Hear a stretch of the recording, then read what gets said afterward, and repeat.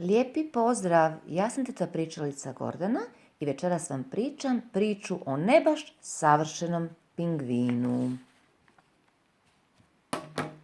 Na snježnom vjetrovitom otoku usred mora živjelo je jato uzdanih pingvina.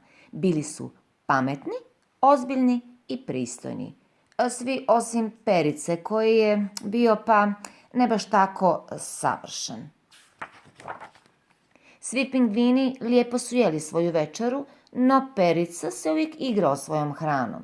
Perice, jedi pristojno, ukori ga najveći pingvin. Dok su ostali pingvini se gegali ozbiljno, Perica se sanjkao na svom trbušiću. Budi oprezan, Perice, gunđao je najstariji pingvin.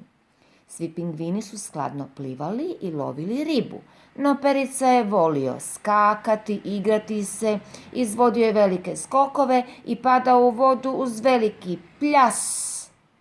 Pazi, Perice, reče najmanji pingvin, tako si neposlušan. Kad je bilo vrlo hladno, svi pingvini bi se stisnuli zajedno i Perica se osjećao toplo i sigurno u sredini. No tada je trebao je fuj, Perice, pingviniće u glas, baš si smrdljivac. Svi su se udaljili od Perice.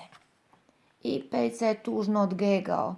A moji prijatelji misle da sam neposlušan i smrdljiv i nikad neću biti savršen poput njih.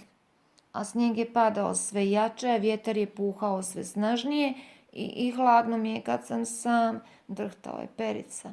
I Perica je napravio novog prijatelja od snijega i leda, no nije mu bilo ništa toplije kad se stisnuo u snježnog pingvina. Bez Perice svi su pingvini pristojno jeli večeru.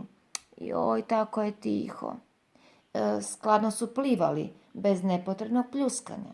Joj, nekako je tužno. Gegali su se u nizu, pravilnome, a nekako je dosadno da je bar Perica ovdje, uzdahnuo je najmanji pingvin. Što će biti s Pericom? Zapitao je najstariji pingvin. On je sasvim sam na ovoj hladnoći. Polako su krenuli gegajući se kroz snijeg u potrazi za Pericom. Perice, gdje si? U ledenoj pećini pronašli su dva snježna pingvina. Jedan je ostao bez kljuna, no drugi im je izgledao poznato. Bio je to Perica. Svi su se pingvini skupili oko njega u želji da ga ugriju. Polako, polako, snijeg se počeo topiti, kap po kap po kap. Kad su Peričine peraje bile slobodne od snijega, protegnuo ih je i zatim gili, gili, gili. Svi pingvini su se počeli smijati. O, Perice, veselo će najmanji pingvin, divno je što si opet tu. Okružen sretnim pingvinima, Perica je zaključio da možda ipak ne treba biti toliko savršen. Njegovi prijatelji vole ga i onakvog kakav jeste. Doviđenja, do iduće priče.